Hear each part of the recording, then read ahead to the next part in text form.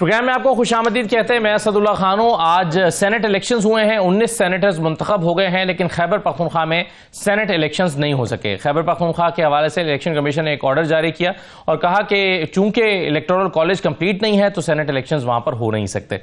अब इस पर अली अमीन गंडापुर साहब ने अगेन एक सख्त मौक़िफ़ इख्तियार किया और वो कहते हैं कि किसी सूरत जो मखसूस नशस्तें जिन पर हमारा हक बनता है वो किसी और को नहीं देंगे। तो अली अमीन गंडापुर साहब अपने मौके पर कायम है, लेकिन सेनेट इलेक्शन फिर कब तक रोके जा सकते हैं, ये एक बड़ा सवाल है। दूसरा, आज कल आप जानते हैं सुप्रीम कोर्ट में 7 रुकनी बेंच एक बहुत अहम केस की समाअत करने जा रहा है, इस्लामाबाद हाई कोर्ट के 6 जजेस के खत का मामला। लेकिन आज एक और इंपॉर्टेंट चीज हुई है और वो ये कि इस्लामाबाद हाई कोर्ट के 8 जजेस को एक खुफिया खत मौसूल हुआ है और इसकी तस्दीक खुद चीफ जस्टिस ने दौरान समाअत की। उन्होंने कहा कि खत आया है और इसमें एक एंथ्रॉक्स नामी एक पाउडर जो है, वो जहरीला पाउडर उसमें से निकला है, जिसको अमले ने खोला तो उसकी आंखों में और स्किन पे जलन शुरू हो गई, चुभन शुरू हो गई। और इसको चीफ जस्टिस ने खुद इसको एक थ्रेट से ताबीर किया है कि ये एक थ्रेट है। और इसके अलावा पाकिस्तान तहरीक इंसाफ के अरकान को आज़ाद डिक्लेयर कर दिया गया। आपके लिए कह लीजिए कि सुन्नी इत्तेहाद काउंसिल के अरकान को आज़ाद डिक्लेयर कर दिया गया है। वर्ल्ड बैंक की एक रिपोर्ट भी हमारे सामने आई है। ये तमाम चीज़ें मैं इब्तिदा में खुर्रम दस्तगीर खान साहब के सामने और फिर बाकी मेहमान हमारे साथ मौजूद होंगे जिनका तारुफ मैं भी कराता हूँ। खुर्रम दस्तगीर खान साहब, बहुत शुक्रिया, आप खुशामदीद कहते हैं। सबसे पहले तो सर ये बताइए कि खैबर पख्तूनख्वा में जो इलेक्शंस हैं ये अब एक अगेन एक झगड़े की सी सूरत बन गई है। अली अमीन गंडापुर साहब का मैं बयान आपको सुनवा देता हूं। अली अमीन गंडापुर साहब ये कह रहे हैं कि किसी सूरत अपनी नशस्तें नहीं देंगे और इलेक्शन कमीशन कह रहा है फिर इलेक्शन भी नहीं होंगे। तो सुनिए अली अमीन गंडापुर साहब ने क्या कहा है। हम पीछे नहीं हटेंगे, हम मुकाबला करेंगे। हम इनको ये गैर आईनी तौर पर ये इल्लीगल लोगों को हम यहाँ पे हल्फ नहीं लेने देंगे। तो आइन की एक सजा लिखी गई है, आइन को तोड़ने की आर्टिकल 6 है। क्यों इतनी सख्त सजा लिखी गई है, सजाए मौत, ताकि कोई जुर्रत ना करे आइन तोड़ने की। फिर भी आइन टूट रहा है, बार बार टूट रहा है और हम ये देख रहे हैं। कम से कम हम इस चीज का हिस्सा नहीं बनेंगे। खुर्रम दस्तगीर खान साहब, ये कैसे इस मसले का हल निकलेगा? ऐवान में जहां ये फैसला होना है हुकूमत का, वहां अल्हम्दुलिल्लाह हुकूमती इत्तेहाद तमाम जो जमातें इकट्ठी हैं वो सब एक बहुत मजबूत इस वक्त पोजीशन में है जी। तो लिहाजा वो ये जो इंतशार खलफशार चलता रहेगा, ये हमने आजमाया हुआ है। 2013 से लेकर 18 तक भी इन्होंने हर किस्म के हरबे आजमाए, लेकिन उस वक्त नवाज शरीफ की हुकूमत थी। उन्होंने इन तमाम हमलों और धरनों के बावजूद मुल्क से लोड शेडिंग और महंगाई, दहशतगर्दी, टारगेट किलिंग का खात्मा किया। तो अगर हुकूमत के अंदर यकसुई हो, जैसा कि अब हमारी तवक्को है कि सदर आसिफ जरदारी की इस्लामाबाद में मौजूदगी जो है उससे हुकूमती इत्तेहाद में एक मजीद तकवीयत मिलेगी। तो अगर हुकूमत अंदर से यकसू है और पाकिस्तान की आवाम को रिलीफ देना चाहती है तो ये इंतजार और खलफशार रस्ते की रुकावट नहीं। लेकिन सर इसमें खुर्रम साहब जो आर्गूमेंट आया है, जो ऑर्डर हमारे सामने आया, उसमें कहा गया कि इलेक्टोरल कॉलेज कंप्लीट नहीं है और उसकी वजह से खैबर पख्तूनख्वा में सेनेट इलेक्शन नहीं हो सकते। लेकिन इलेक्टोरल कॉलेज के इनकम्प्लीट होते हुए भी स्पीकर का इलेक्शन हुआ, डिप्टी स्पीकर का इलेक्शन हुआ, प्राइम मिनिस्टर का इलेक्शन हुआ, प्रेसिडेंट का इलेक्शन हुआ। उस वक्त भी तो मखसूस नशस्तें नहीं थी। उस वक्त जब इंतखाब हो रहा था तो यही आर्गूमेंट सुन्नी इत्तेहाद काउंसिल की तरफ से भी लिया गया था, लेकिन उसको तो इलेक्शन कमीशन ने माना नहीं। देखिए उसकी नेचर फर्क है, क्योंकि उस वक्त उन इलेक्शन में एक सिंपल मेजॉरिटी का फैसला होना था और इतना ज्यादा एक अल्हम्दुलिल्लाह फर्क था दोनों धड़ों के वोटों में कि उनकी जो तादाद थी स्पेशल सीट्स की वो इंस्ट्रूमेंटल नहीं थी उन इलेक्शंस में। यहाँ जबकि हर जो रुकन है सूबाई असेंबली का, उसकी एक खास तादाद के ऊपर सेनेट की एक नशिस्त का फैसला होना है। तो लिहाजा वहां फिर ये बहुत इंस्ट्रूमेंटल हो जाता है कि क्या जो तमाम जो ऐवान है उसके अंदर वो तमाम अरकान मौजूद हैं या नहीं है, ताकि सेनेट का मुकम्मल फैसला हो सके। अदरवाइज फिर वो जो आइन की शिक बदलनी पड़ेगी कि अगर ऐवान नामुकम्मल भी हो तो फिर जितने लोग हैं उनके होते हुए उनमें बांट दी जाए, वो मजीद पेचीदगी पैदा करेगा। तो हमारी अब ये तवक्को यही होनी चाहिए कि ये इस वक्त आज की जो भी बढ़कें आज हो गई हैं, लेकिन कुछ दिनों में इसमें जरूर कोई ठहराव आएगा और जो खैबर पख्तूनख्वा के में रहने वाले मेरे भाइयों और बहनों का हक है कि उनकी जिम्मेदार जो नुमाइंदगी है वो पार्लियामान में और सेनेट में वाजे हो, वो उनका हक उन्हें मिलना चाहिए। असल अहम बात वो है। सही है। अच्छा, एक और मामला हुआ है खुर्रम दस्तगीर साहब, वो एक आप जानते हैं 6 जजेस ने खत लिखा हुआ है कि हम पर दबाव है और उसके लिए सुप्रीम कोर्ट में हेयरिंग होने जा रही है, लेकिन आज एक और खत मौसूल हुआ है जजेस को, उसको खुद chief justice Islamabad high court कह रहे हैं कि ये एक थ्रेट है ये, और उसके अंदर एक डेंजर का साइन जो होता है वो भी उस खत के अंदर डाल के भेजा गया है। ये मामला किधर जा रहे हैं, कौन धमका रहा है जुडिशरी को?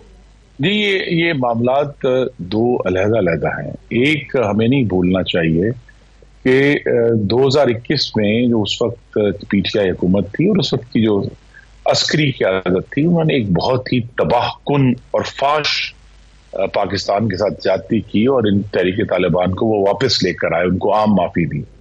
उसका नतीजा ये है कि 2021 से लेकर आज तक पाकिस्तान में दहशतगर्दी के वाकयात में तकरीबन 300 गुना इजाफा हो चुका है 2020 के मुकाबले में, और 2000 पाकिस्तानी 1900 कुछ पाकिस्तानी जो है वो शहीद हो चुके हैं।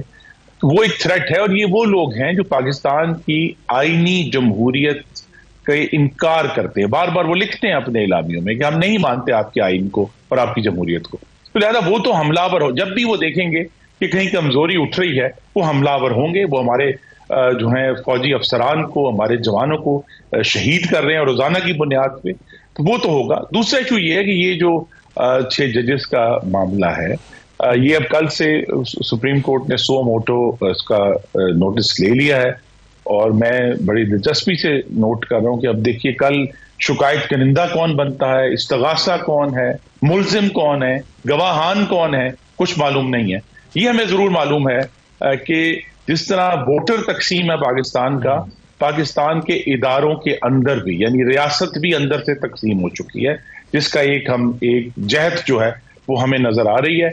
और दूसरा इसमें साथ ही जुड़ा हुआ ये है कि देखिए ये जो इशू जो 6 जजेस ने उठाया है, ये पिछले 1.5 साल में तो नहीं उठा ना, ये उससे पहले भी उठा हुआ है और बहुत जोर से उठा हुआ है। हम पानामा बेंच को कैसे भूल सकते हैं? तो अगर आज जो ये मामला खुलने लगा है, फिर ये बात बहुत दूर तक जाएगी।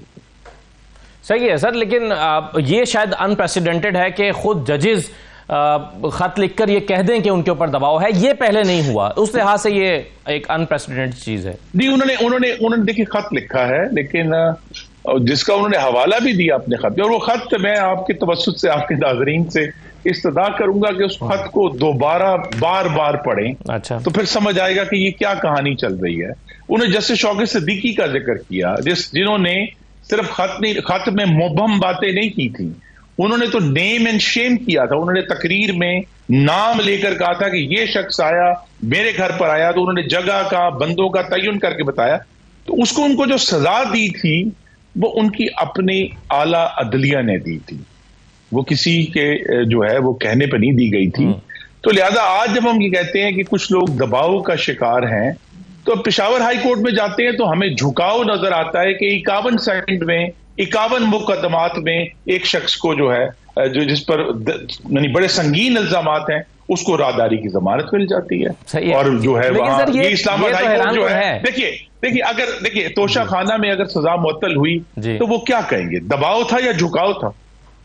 लेकिन एक शख्स पर 51 शहरों में 51 FIR दर्ज हो रही हूं कि इस शख्स ने इस शहर में तोड़फोड़ की है, एक शख्स 51 शहरों में मौजूद भी तो नहीं हो सकता ना सर, ये FIR भी तो मुझे क्या खेज ही थी। देखिए यही तो हम सब ने बिल आखिर जो कयास और एतमाद है पाकिस्तान की अदालतों पर ही करना है कि वो इन चीजों को देखेंगे।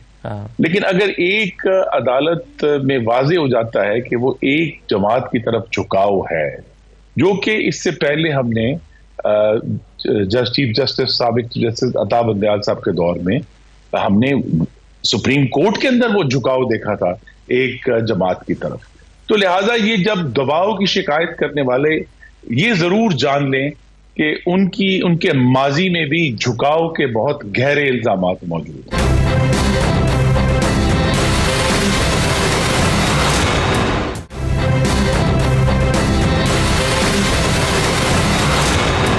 खुरम साहब, ये इस बात का कितना इम्कान मौजूद है कि अवाम के ऊपर ये जो 40% हम कह रहे हैं गुर्बत की शरह रहेगी, वर्ल्ड बैंक इनफैक्ट कह रहा है 26% महंगाई रहेगी, फिर औसत महंगाई 28.8% तो वो कह रहे हैं 2024 में पहुंची है और इससे कम होने का इम्कान नहीं है, बल्कि बढ़ेगी जब ये अभी IMF प्रोग्राम आएगा।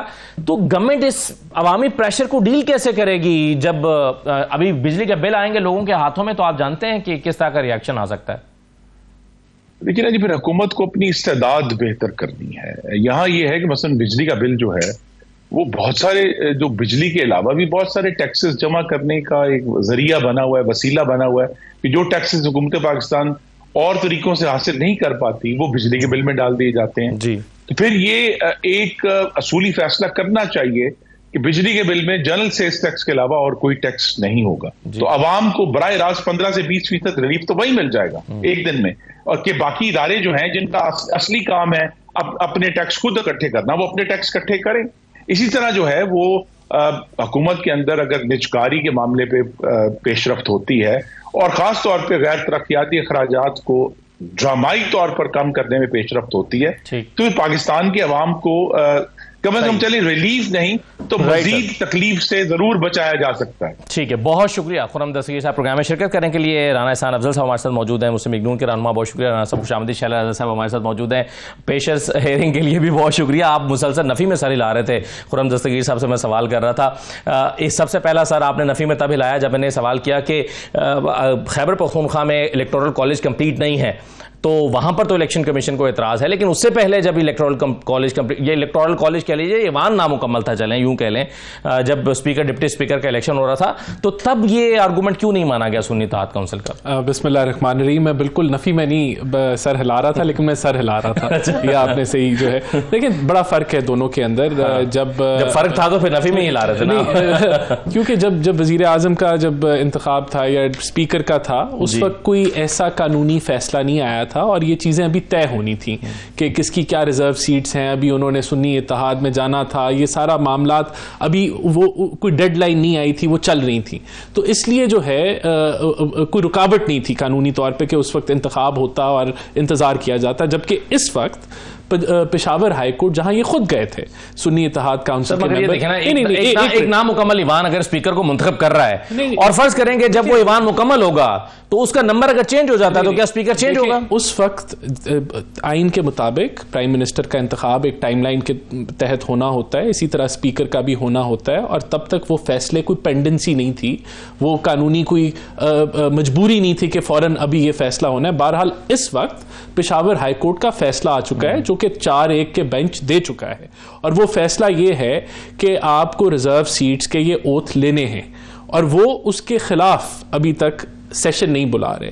तो इसलिए जो इलेक्शन कमीशन ऑफ पाकिस्तान है उसका मैंडेट है कि उसने सेनेट का इलेक्शन कंडक्ट कराना है, और एक अदालती फैसला पेंडिंग पड़ा हुआ है। तो ये बुनियादी फर्क था उस वक्त और इस वक्त। ये इस चीज के ऊपर ये आर्ग्यूमेंट और ऐड हो जाती है कि आपने इलेक्टोरल जो वोट है उसको मुकम्मल करना है, जो जितने भी जो मेंबर्स हैं उनको मुकम्मल आपने करना है। लेकिन देखिए शैला साहब, कई जगहों पर पीपल्स पार्टी ने भी और कई जगहों पर PMLN ने भी बड़ा दिल दिखाया है। जैसे आज आपने सेनेट के इलेक्शन में फैसल वाडा के लिए बड़ा दिल दिखाया, इन्होंने पंजाब में मोहसिन नकवी साहब के लिए और औरंगजेब साहब के लिए भी बड़ा दिल दिखाया।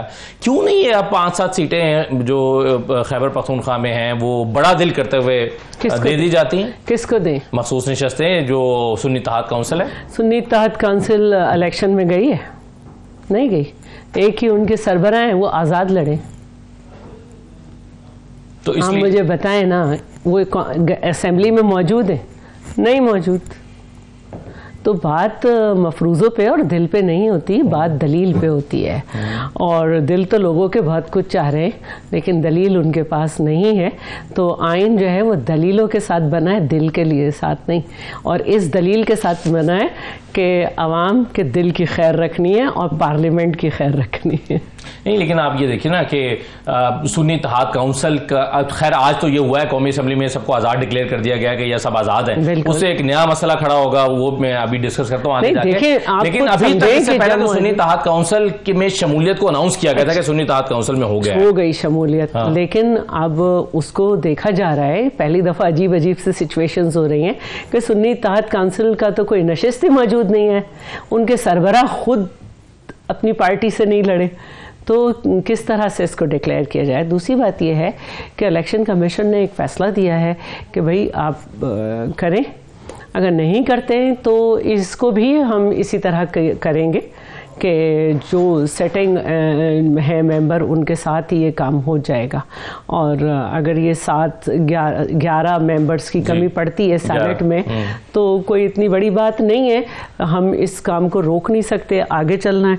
और इस तरह नहीं हो सकता कि फजूल बातों पे वक्त ज़ाया किया जाए। हाँ नहीं, वो तो हमने देखा था अभी जब 16 महीने की हुकूमत आई थी, एक उसमें 150 मेंबर्स कम थे तो फिर भी ईवान चल रहा था। तो 11 मेंबर्स तो पड़ेगा नहीं। देखिए, मेंबर इसलिए कम थे कि वो अपनी मर्जी से नहीं आ रहे, तो सिटिंग मेंबर्स सिटिंग मेंबर्स ने बैठ के अपना काम चलाना है। ये तो नहीं हो सकता कि मुल्क में हर वक्त जो है आप इलेक्शन की सूरत हाल रखें। तो सिटिंग मेंबर्स जो है ना, उनकी बड़ी अहमियत होती है। अगर सिटिंग मेंबर्स जो हैं वो 1/3 से ज़्यादा हैं तो काम चलेगा। सही है। और लेजिस्लेशन जो है वो सिंपल मेजॉरिटी से हो जाती है।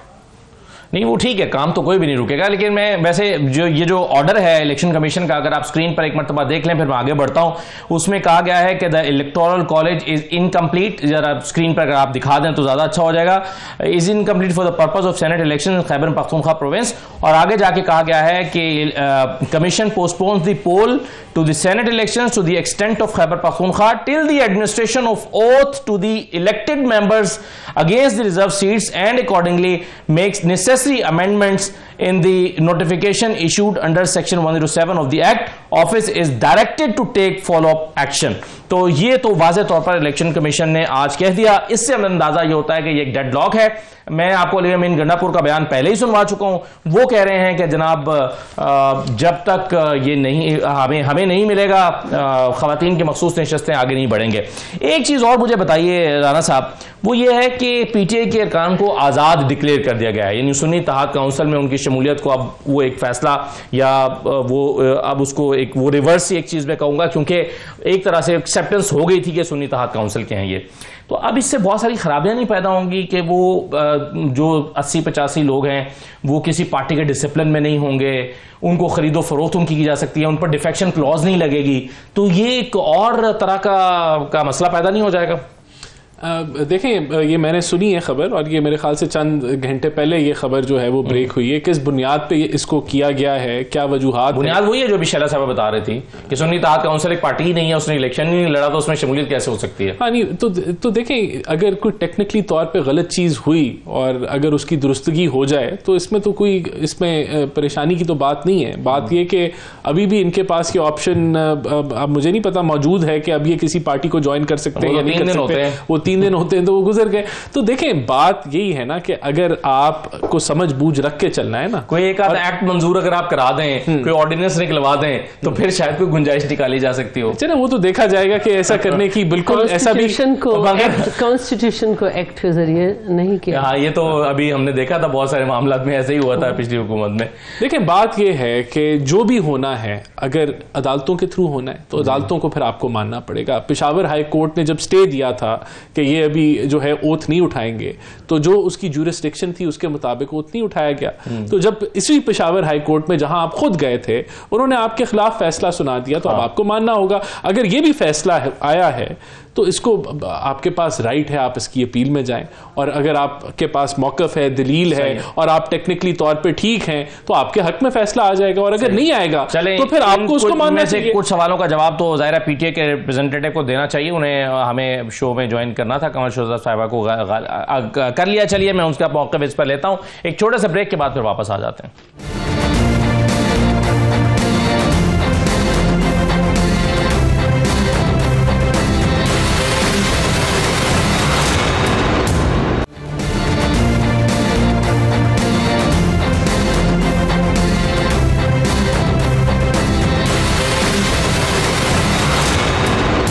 दोबारा खुशामदीद कहते हैं। कमल शोज़ब साहब हमारे साथ मौजूद हैं, पाकिस्तान तहरीक इंसाफ के रहनुमा। कमल साहब बहुत शुक्रिया।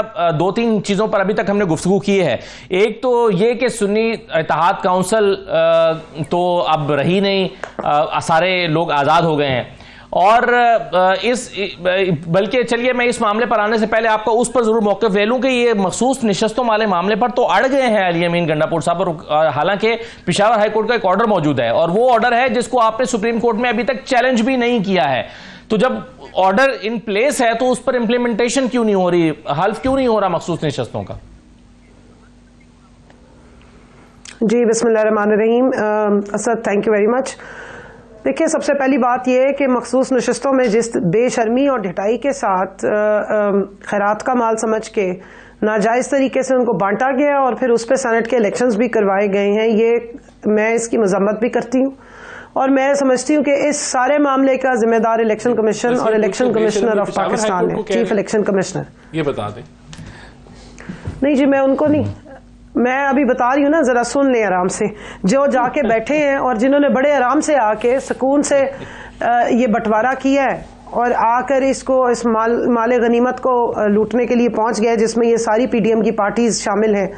पहले इनका दिल नहीं भरा था जो इन्होंने सारा इलेक्शन लूटा था, 17 सीटों के बाद विक्ट्री स्पीच करवाई थी, कबूतर उड़ाने वाले अपने लीडर को लेकर आए थे और फिर उनके तोते उड़ा दिए लाके।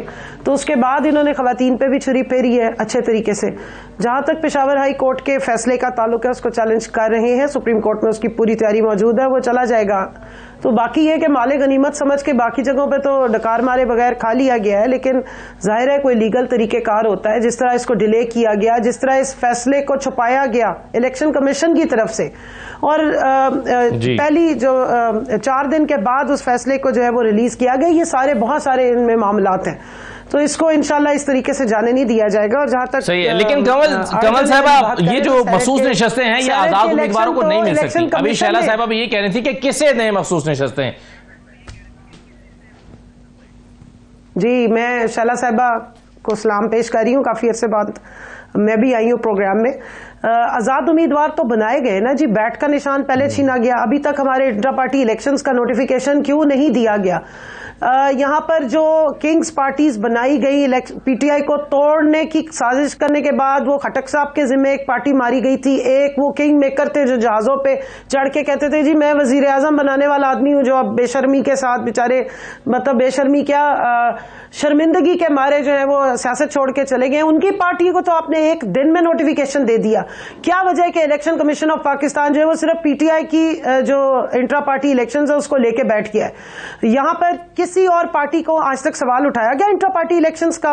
तो आपको अच्छी तरह मालूम है कि कहां से सारा ऑपरेट हो रहा है और इंडिपेंडेंट बनाने की साजिश कहां से की गई। मुझे रोलर कोस्टर जैसा निशान अहमदपुर शर्किया में दिया गया, जैसे कि मैं कोई कैलिफोर्निया में या फ्लोरिडा में जाके इलेक्शन लड़ी थी। ये सारे निशानात जिस तरीके के बनाए गए, किसी को जूते पकड़ाए गए, किसी को बैंगन पकड़ाए गए, उसके बावजूद भी जब सीटें नहीं आई हैं तो अब जिस पार्टी में भी अगर उम्मीदवारों को इकट्ठा किया जाता है, ये वो जिसमें आते हैं उसके ऊपर कोई और कदगन लगा दी जाती है।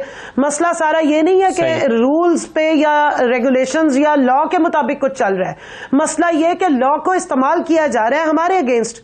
हमें इसी तरीके से पीटीआई को तोड़ने के लिए, जो कि राजा रियाज साहब माशाल्लाह आपको पता है बड़े वो गैब का इल्म जानते थे। पिछले साल अगस्त में उन्होंने ये बता दिया था कि बल्ला छीन लिया जाएगा एन इलेक्शन से पहले, तो बल्ला छीन लिया गया एन इलेक्शन से पहले। चलिए वो तो मामला सब्जुडिस है, लेकिन इसमें एक और मसला हुआ है के तौर पे जी सही। चलें उस पर तो कल समाप्त होनी है कमल साहब, लेकिन ये जो आज ऑपोजिशन लीडर बने हैं, ये है कि अवाम को सब सर्विएंट ना बनाए। जी बिल्कुल सही है, बिल्कुल ठीक है। शैला साहबा मुझे ये बताइए कि आज लीडर ऑफ द ऑपोजिशन बने हैं उमर अयूब साहब, अब और आज ही पता चला है कि जिन लोगों ने उनको बनाया है उनके वो तो सारे आजाद हो गए, तो सेकंड लार्जेस्ट पार्टी फिर वहां पर तो पीपल्स पार्टी गालिबन हो गई। तो क्या पीपल्स पार्टी अपना ऑपोजिशन लीडर लेकर आएगी, क्या होगा? अभी या इन्हीं को कबूल कर लेंगे? अभी तो ये वक्त के साथ बात होगी, लेकिन मैं एक बात करना चाहती हूँ कि ये जो पार्टी का सिंबल है इस पे बहुत ज़्यादा समाते हुई इनके वकला पेश होते रहे। हमने तो नहीं कहा था कि पार्टी का आइन आप इस तरह लिखें कि सेक्रेटरी जनरल के ओहदे पे जो है नोटिफिकेशन नहीं होगा, इंतखाबात होंगे। तो जब असद उमर हट गए थे तो आपने इंतखाबात क्यों नहीं कराए? तो वकला जो हैं वो अपना केस नहीं लड़ सके और उसके बाद इनको बल्ला दिया नहीं गया। और जब ये आज़ाद हो गए तो जब पार्टी के पास सिंबल नहीं होता तो फिर वो आज़ादी हो जाती है, और जो मखसूस नशिस्तें हैं वो आज़ाद की बुनियाद पे नहीं जाती हैं, पॉलिटिकल पार्टी से एफिलिएटेड होती हैं। तो ये सारी सूरत हाल है। उनका आर्गुमेंट ये है कि ये सारी तकनीकी मुशगाफियां हैं और ये एक सियासी जमात के खिलाफ आइन मौजूद है ना, ये अपने आइन जमात के खिलाफ उसको टारगेट किया गया। ये अपने आइन को क्यों नहीं इनके वकीला ने लड़ा? पार्टी का आइन था ना, उसको लड़ते ना, उसका दिफा करते, बताते कि भाई ये गलती से लिखा करने की कोशिश की ना, नहीं कर सके, लेकिन कर नहीं सके, नहीं कर सके। तो इनको पूरा मौका दिया गया। तो शर्म तो आनी चाहिए कि अपने आइन की दिफा नहीं कर सके, शर्म तो किसी और जगह आनी चाहिए। फिर मैं एक और बात कहूंगी कि सारे वकला छा गए हैं, उन्हें नहीं मालूम कि एक पार्टी एग्जिस्ट नहीं करती, आप उस पार्टी के साथ चले गए। अच्छा, शर्म तो यहां भी आनी चाहिए। और फिर खैरात नहीं मांगनी चाहिए कि हमें दो, क्योंकि आपका हिस्सा ही नहीं था ये। नहीं, आपका हिस्सा भी तो नहीं था ना। हाँ, हमारा नहीं, हमारा इसलिए बन जाता है, हमारा हिस्सा 6 सीटें जीत रहे हैं, 10 सीटें आपको महसूस मिल रही हमारा हैं। हिस्सा इसलिए बन जाता है कि फिर हाउस को पूरा करना है।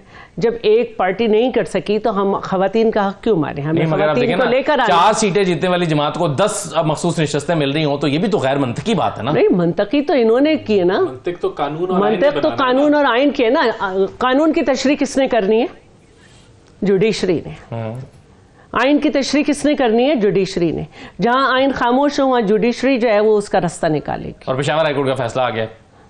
हमने तो नहीं कहा। तो अब बेशर्मी उनके लिए है जो एक बात मान दे दूसरी नहीं, फिर खैरात मांगते हैं कि हमें दो। लीडर राणा साहब, ये ऑपोजिशन लीडर, फिर हमने पिछली अभी 16 महीने की जो पीडीएम की हुकूमत थी उसमें देखा था कि अपने ही हुकूमत थी और अपने ही ऑपोजिशन लीडर थे। ये तो राजा रियाज साहब ऑपोजिशन के ऑपोजिशन लीडर तो नहीं थे ना, वो तो टिकट लेके बैठे हुए थे, टिकट का वादा उनसे हो चुका था, इलेक्शन भी उन्होंने लड़ा। आपसे बेहतर कौन जानता है राजा रियाज साहब के इलेक्शन लड़ने को। लेकिन अब क्या यही होगा कि पीपल्स पार्टी जिसके वोटों से बने हैं वजीर आजम, वही पीपल्स पार्टी अपना ऑपोजिशन लीडर भी ले आएगी? ये तो बड़ा साजगार हो गया उनके लिए। पीपल्स पार्टी तो कोalition का हिस्सा है, ऐसा नहीं ये कबल अज़ वक्त इस पे कहना कि पीपल्स पार्टी अपना ऑपोजिशन लीडर बना लेगी, मेरा नहीं ख्याल। देखें, बहरहाल मैं सर, ऑपोजिशन लीडर भी तो पार्टी का होता है ना, आजाद उम्मीदवारों का तो ऑपोजिशन लीडर होता नहीं। हाँ, तो अब ये इसका आगे आने वाले वक्त में पता चलेगा कि क्या होने जा रहा है, कि किस तरीके से होगा। बहरहाल पीपल्स पार्टी तो जो है वो कोalition का हिस्सा है। यहाँ मैं ये जरूर कहूंगा कि कंवल बीबी ने 3-4 दफा बेशरम का लफ्ज इस्तेमाल किया, जो नहीं उन्होंने कहा। मैं रिक्वेस्ट कर लेता हूं उनसे, उन्होंने 4 दफा कहा, शरद साहब ने 8 दफा कह दिया। उनके माले गनीमत कहा, फिर कहा कि छुरी फेर देंगे। देखिए, ये सारे अल्फाज मेरे ख्याल से ये हम भी इस्तेमाल कर रहे हैं ना, बुरे लग रहे हैं ना, लेकिन एक दफा हम ये बता सकते हैं कि हम भी कर सकते हैं, लेकिन कोई भी इस्तेमाल ना करे तो बेहतर नहीं। लेकिन ये सारे अल्फाज जो हैं, ये तो फैसला, बल्ले का फैसला तो ईसीपी ने किया और उस पर मोहर लगाई सुप्रीम कोर्ट ने, तो हमारे लिए तो नहीं इस्तेमाल कर रही होंगी ना, ये तो फिर सुप्रीम कोर्ट के लिए और ये ईसीपी के लिए इस्तेमाल कर रही है। और ये भी जो फैसला जिस पेशावर हाईकोर्ट में दोहरा रहा हूं, जहां ये खुद गए, वहां उनका फैसला है ना। अब आप ये कहें कितनी सफाई से आप पेशावर हाईकोर्ट को काट गए, जिसके बारे में शहबाज शरीफ साहब ने कहा था कि ये पेशावर हाईकोर्ट ने जो फैसला दिया है ये इलेक्शन कमीशन के इख्तियारात में मुदाखलत के मुतरादिफ है। नहीं, वो देखिए, अब जब फिर सुप्रीम कोर्ट में गया तो आप कह रहे हैं कि सुप्रीम कोर्ट उसमें अदालत के फैसले का मसला ये है कि आप फैसला जो है वो अवाम की प्रॉपर्टी होता है, आप उस पर तबसरा कर सकते हैं, लेकिन उसके बावजूद भी अमल दरामद फैसले ही पे करना होता है। लेकिन जब फैसला आ जाता है वो अवाम की प्रॉपर्टी हो जाता है। चलिए, मैं एक छोटा सा ब्रेक लेता हूँ। एक वर्ल्ड बैंक की रिपोर्ट मैं राणा साहब के सामने रखना चाहता हूँ। बहुत ही तशवीशनाक सूरत हाल पाकिस्तान की इकॉनमी का, बड़ा एक परेशान कुन मंजर के नामा खींचा गया है वर्ल्ड बैंक की जानिब से। क्या हुकूमत सोच रही है इन तमाम बहसों में, तो चलें आप कितने दिन उलझ लेंगे, अल्टीमेटली तो परफॉर्म करके देना है आवाम को। कैसे होगा, ब्रेक के बाद वापस आते हैं।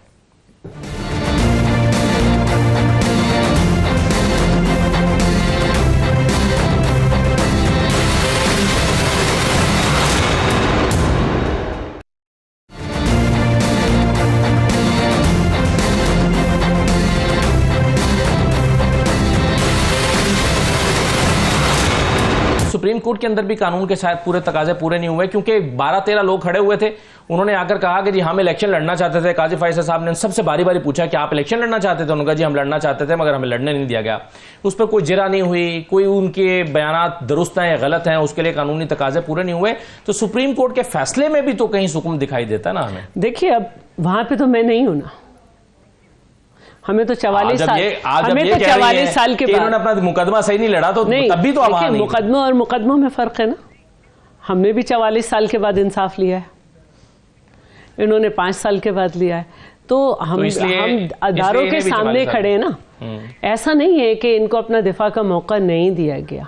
तो बात जो सिंबल की है वो एक अलग है, और जो इनके इलेक्शन के कैंडिडेट्स की हैं वो एक अलग बात है। एक वर्ल्ड बैंक की रिपोर्ट हमारे सामने आई है, और ये रिपोर्ट जो है इसमें काफी ऐसे हक़ाइक़ बयान किए गए जो हुकूमत के लिए परेशान कुन होने चाहिए। इनफैक्ट इसमें कहा गया है कि रवां माली साल पाकिस्तान की ग्रोथ सिर्फ 1.8% तक पहुंच पाएगी, सिर्फ इतनी होगी। पाकिस्तान में गुर्बत की शरह लगभग 40% रहेगी। वर्ल्ड बैंक कह रहा है कि मुसलसल तजारती खसारे और बैरूनी फाइनेंसिंग तक महदूद रसाई की बदौलत पाकिस्तान को ज़र मुबादला ज़खायर के इशूज रहेंगे। IMF के मौजूदा प्रोग्राम की कामयाब तकमील और मुसलसल रोल ओवर्स के बावजूद पाकिस्तान के ज़र मुबादला के ज़खायर कम रहेंगे। वर्ल्ड बैंक की रिपोर्ट यह भी कह रही है कि तवानाई की मकामी कीमतों में इजाफे की वजह से माली साल 2024 में महंगाई 26% रहने का इम्कान है, और माली साल 2024 के पहले 6 माह में औसत महंगाई 28.8% तक पहुंची थी। खुराक से मुतालिक जो महंगाई है ये सबसे ज्यादा रही, जिससे खाने पीने की पर निस्फ बजट खर्च करने वाले गरीब और कमजोर घराने जो हैं वो मुतासिर हुए हैं, और आने वाले दिनों में भी सूरत हाल कुछ ऐसी ही रहने की का खदशा जाहिर किया गया है इस रिपोर्ट में। राना साहब, ये चलिए ये लड़ाई बहस के जी आपके इतने मेंबर बनते थे, आजाद डिक्लेयर कर, ये सारा कुछ आपने कर लिया, 2-4 सीटों पर और रिकाउंटिंग हो जाएगी और 2-4 मेंबर्स बढ़ जाएंगे, अल्टीमेटली परफॉर्म तो करना पड़ेगा मैदान में। ये कैसे करेंगे, इसके लिए क्या लाया है आपके पास? देखिए, इसमें तो कोई अभी तक तो लड़ाइयां फाइनेंस मिनिस्टर और फॉरेन मिनिस्टर के दरमियान चल रही हैं। ये सिर्फ मीडिया पे लड़ाइयां हैं। हर महकमा अपना काम कर रहा है, हर वजीर अपना सर जोड़ के बैठा है कि कैसे मसाइल का हल निकालना है। हमने अपना लाएमल जो है, यहाँ तो एक वजीर दूसरे की वजारत में भी सर जोड़ के बैठा है। ऐसा नहीं, वजीर खारजा को आप वजीर खजाना की। देखिए, हुकूमत ने प्लान तयन कर लिया है। आप FBR की रिस्ट्रक्चरिंग की तरफ जा रहे हैं, आप डिजिटलाइजेशन के जरिए टैक्स नेट को बढ़ाने जा रहे हैं, आप निचकारी करने जा रहे हैं और बड़ी जल्द आप करने जा रहे हैं। इसी तरह आप अपनी जो एक्सपेंडिचर है उसको कंट्रोल करने जा रहे हैं, आप फिस्कल स्पेस क्रिएट करना चाह रहे हैं। और सबसे बड़ी बात, ये चैलेंज है, पाकिस्तान का चैलेंज ही ये है कि एक तरफ ग्रोथ है, और जब आप ग्रोथ की तरफ बढ़ते हैं तो आपका जो करंट अकाउंट डेफिसिट है वो बढ़ जाता है, और उसकी फाइनेंसिंग कैसे करनी है। तो इन्हीं चैलेंजेस को मद्देनजर रखते हुए देखें, अभी इस साल हमारा करंट अकाउंट डेफिसिट जो है मेरे ख्याल से $1 से $2 बिलियन के दरमियान होगा। लेकिन ग्रोथ का चैलेंज है। हम अपना एग्रीकल्चर पे फोकस करेंगे, हम IT एक्सपोर्ट्स पे फोकस करेंगे, और बहुत सारी जो ग्रोथ ड्राइवर्स हैं उनके ऊपर फोकस करेंगे। चाहे इंडस्ट्री को भी इस्तेहकाम इसके लिए जरूरी होगा, लाजमी है। देखें, लाजमी है, और इसके लिए आप कोई कोशिश करें, क्योंकि ये वाली एफर्ट जो है ये बहरहाल हुकूमत को इनिशिएट करना होती है कि अपोजिशन को साथ में लाएं। और देखें, हुकूमत तो दावत दे रही है ना कि आप असेंबलियों में आएं, हर चीज का हल असेंबली से है, इलेक्शन रिफॉर्म्स असेंबली से होनी है। हर दूसरे दिन उनका एक बंदा कम हो जाता है, आप उन्हें यानी कोई गुडविल जस्टिस भी तो देना। देखिए, बंदा कम हुकूमत तो नहीं बना सकते, वो तो रिकाउंटिंग में कम हो जाता है। देखिए, वो तो 13 हजार वोटों का फर्क निकल जाता है। देखिए, वो तो साहब ऐसा हुआ है कभी पहले? नहीं, देखें ये हमेशा होता है, रिकाउंटिंग भी होती है, रिजल्ट भी चेंज होते हैं। ये कौन सा कोई पहली दफा हो रहा है? लेकिन 300-400 वोट तब्दील होता है कि 13 हजार वोटों का। देखिए, ये हमारा एरिया नहीं। गांचे के जो हैं, गांचे के इंजीनियर इस्माइल 2018 के इलेक्शन से 6 महीने पहले उनको जीता हुआ करार दिया था। 6 महीने पहले? जी हाँ, बल्तिस्तान में गांचे है। हाँ, तो 2018 के इलेक्शन से 6 महीने पहले उनका रिजल्ट आया था कि ये कामयाब करार पाए। यानी पिछला इलेक्शन, पिछला आप कह रही हैं? हाँ, तो ऐसा मतलब 4.5 साल तक वो हारे कोई और MNA रहता है, बाद में कोई और हो जाता है। ये तो सारा सब कुछ हुआ है। फिर आपको वो भी याद होगा अब्दुल हकीम बलोच की सीट पे क्या हुआ था, जब रिकाउंटिंग काउंटिंग ज्यादा हो गई वोट की, तो उसको बंद कर दिया गया। इसी तरह फैसल सोले हयात के साथ हुआ, इसी तरह फहमीदा मिर्जा की सीट पे हुआ। तो आपकी याददाश्त जो है वो कम होगी। हमने सहा है, हमें अपने एक मेंबर का पता है। नहीं, बिल्कुल ठीक है। ऐसी बेशुमार मिसालें मौजूद हैं कि 3 साल के बाद रिजल्ट चेंज हो जाते हैं कि अब कोई और, पहले 3 साल तक कोई और MNA रहा है, फिर कोई और MNA हो जाता है। मुझे तो ये भी याद है कि 1977 में जुल्फिकार अली भुट्टो जो है वो भी बिला मुकाबला जीते थे, और अब बीबी आसफा जो है वो भी बिला मुकाबला जीत रही हैं। तो उस हल्के की रिवायत जो है वो तब से चली आ रही है। वो अलग अलग हल्के थे, थोड़ा सा ये याददाश्त में रखे, बेशक अलग अलग हल्के थे। लेकिन मुराद अली शाह भी अनअपोज्ड जीत चुके हैं काफी, 2 दफा। हाँ, लेकिन उस वक्त भी जमात इस्लामी ने यह दावा किया था कि हमारे बंदे को 3 दिन के लिए गायब करा के जमात इस्लामी तो मिल ही नहीं रही है। अलबत्ता इलेक्शन जब हुए थे तो खानम गौहर एजाज और दूसरे जो थे हमारे बल्दियाती नुमाइंदे वो गायब हुए थे, ये हार गए। सही है। कमल चौधरी साहबा, आपकी जरूरत है इस वक्त मुल्क को इकोनॉमी के मामले पर, और आज बानी तहरीक इंसाफ जो हैं उन्होंने जेल में ये सहाफियों से गुफ्तगू करते हुए ये कह दिया, उन्होंने कहा कि किसी सूरत पाकिस्तान में इन्वेस्टमेंट नहीं आएगी। वो क्यों इतनी मायूसी का इजहार कर रहे हैं, या मायूसी फैला रहे हैं, या डिस्करेज कर रहे हैं इन्वेस्टमेंट को? वो क्या मैसेज देना चाह रहे हैं इस मामले पर? तो कम से कम इस मामले पर सबको एक होना चाहिए, आप ऐसा नहीं समझती? जी, मैं 2 बातें करना चाहूंगी। सबसे पहले तो मैं, जो आपने बानी चेयरमैन इमरान खान साहब की बात की है, तो आपको याद होगा पिछले साल अप्रैल में उनके लाहौर वाले घर या जमान पार्क, जहां पर बाद में बड़ी शेलिंग भी हुई, जहां से उन्हें गिरफ्तार किया गया, वहां पर टीम आई थी इसकी IMF, जिसको PTIMF कहा जाता था, और बड़ी जिसकी सख्तियां और ये पूरी पार्टी जो नून लीग बैठी हुई है, बिलावल साहब ने नाम रख दिया था PTIMF। तो वो IMF की टीम आई थी और उन्होंने कहा था कि पाकिस्तान में जो अगली IMF का जो कर्जे की किस्तें हैं और उसके बारे में मामलात क्या होने चाहिए, तो खान साहब ने उनको गारंटी दी थी, लिख के दे दिया था कि आप करें, लेकिन सिर्फ एक चीज थी कि फ्री एंड फेयर इलेक्शंस करा दें। तो कितने फ्री हुए हैं और कितने फेयर इलेक्शंस हुए हैं वो तो आपको अंदाजा हो ही गया है, और चीफ इलेक्शन कमिश्नर साहब खुद भी बयान देते देते अचानक भाग गए, फिर वापस आ गए। आपके बात का जवाब देना चाहिए। मैं 2 बातें करना चाहूंगी। जब PTI के रिप्रेजेंटेटिव इकोनॉमी पे बात करते हैं तो मुझे इनके वजीर खजाना का बयान याद आ जाता है कि 3 साल 8 महीने कोई पॉलिसी नहीं थी, एक के बाद एक तजर्बा करते थे। तो फिर दूसरा एक और स्टेटमेंट याद आ जाता है कि हमें तो पता चल गया था कि हम जा रहे हैं, 6.1 का ग्रोथ रेट भी याद करें। बिछा दी। तो आप इनसे ये बातें क्यों करते हैं? लास्ट इकोनॉमिक रिपोर्ट निकाली है, याद नहीं है, मैं बता रही हूँ। इकोनॉमिक रिपोर्ट निकाली है, ये इन्हीं के लोगों ने दिया था, शेख रशीद वगैरह ने और सब ने, और वजीर खजाना ने ये कहा था कि कोई पॉलिसी नहीं है। अब बोझदार के बाद आप किसी भी पर्सनालिटी को कैसे कह सकते हैं कि उसको क्यों बनाया? सही है, ये तो कहना नहीं चाहिए। आपने तय कर लिया, जवाब देना ही नहीं है आपको, आपने माइक उतार के रख दिया। वो आप शैला उनकी कमल साहबा की बात का जवाब ही नहीं देना चाहते कि नवाज शरीफ कहाँ चले गए? नहीं, देखिए मियां नवाज शरीफ आज भी कायद है PMLN के, और वो गाइड कर रहे हैं, दोनों हुकूमतों को कर रहे हैं, उनसे मुशावरत भी होती है। और लेकिन वो वज़ीर आज़म होते तो इकोनॉमी का पांसा पलट जाता ना, यही कहा गया था। इंशाल्लाह अब भी पलटेगा। हम इस माशी दलदल से इस मुल्क को भी निकालेंगे और अवाम को भी बेहतर जो है वो। चलिए, बहुत शुक्रिया, शुक्रिया, इजाज़त दीजिए, अल्लाह हाफिज़।